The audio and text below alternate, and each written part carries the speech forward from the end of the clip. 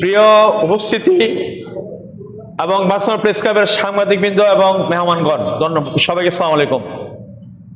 আজকে আমরা Barcelona press ক্লাবের পক্ষ থেকে দ্বিতীয় বছর আমরা ইফতার মাহফিল আয়োজন করলাম এবং গত বছর আমরা ইফতার মাহফিল আয়োজন করেছিলাম ঠিক এখানেই বার্সেলোনা প্রেস ক্লাব থেকে। তো গত বছর আমাদের সাথে অনেকেই গেস্ট এসেছিলেন।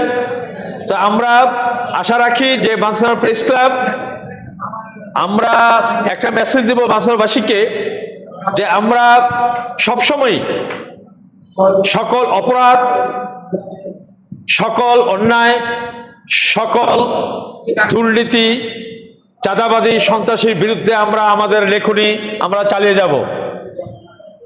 আমরা জানেন 36 বছর পর 2024 সালে প্রেস ক্লাবের নির্বাচন হয়েছে ব্যালটের মাধ্যমে।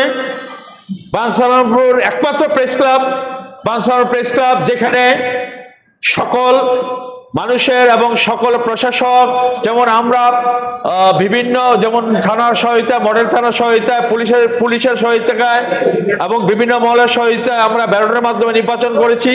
সেক্ষেত্রে আমাদের মডেল থানার পুলিশ আমাদেরকে সহায়তা করছে পুলিশ দিয়ে। গত 2024-এ আমরা চাই বার্সেলোনা প্রেস ক্লাব তার নিজস্ব গতিতে এবং তার নিজস্ব শক্তি নিয়ে এগিয়ে যাবে।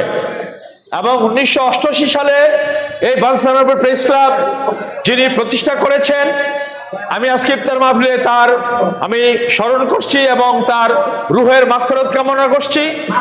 তিনি আমাদের প্রয়াত মরহুম শরীয়ত রসুল স্যার, যিনি বাঞ্ছারামপুর ডিগ্রি মহাবিদ্যালয়ের বাংলা বিভাগের প্রফেসর ছিলেন, এবং তার সহযোগিতায় আজকে যিনি আমার ডাইন পাশে সাবেক উপজেলা চেয়ারম্যান মহোদয় জনাব দুধ মিয়া স্যার, আমার শ্রদ্ধাভাজন স্যার এই প্রেস ক্লাবের জায়গা কিনতে গিয়ে যে বসুন্ধরা গ্রুপ অর্থায়ন করেছেন, তার যথেষ্ট এই স্যারের যথেষ্ট নিরলস প্রচেষ্টা, এবং এই স্যার অনেক প্রচেষ্টা করে এই প্রেস ক্লাব বার্সেলোনা প্রেস ক্লাবের জন্য জায়গা কেনার এবং জায়গা যে আমরা পেয়েছি, একটা ক্লাবের জায়গা পেয়েছি, তার জন্য স্যারের অনেক অবদান আছে। তার জন্য আমি স্যারকে, দুধ মিয়া স্যারকে আমি বার্সেলোনা প্রেস ক্লাবের পক্ষ থেকে আমি ধন্যবাদ জানাই এবং কৃতজ্ঞতা জানাই।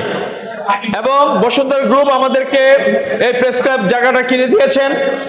আজকে যদিও আমাদের মাঝে শরীফ রসুল স্যার নাই, কিন্তু তার সেই কীর্তি, তার যে স্মৃতি বিজড়িত প্রেস ক্লাব এখনো আছে।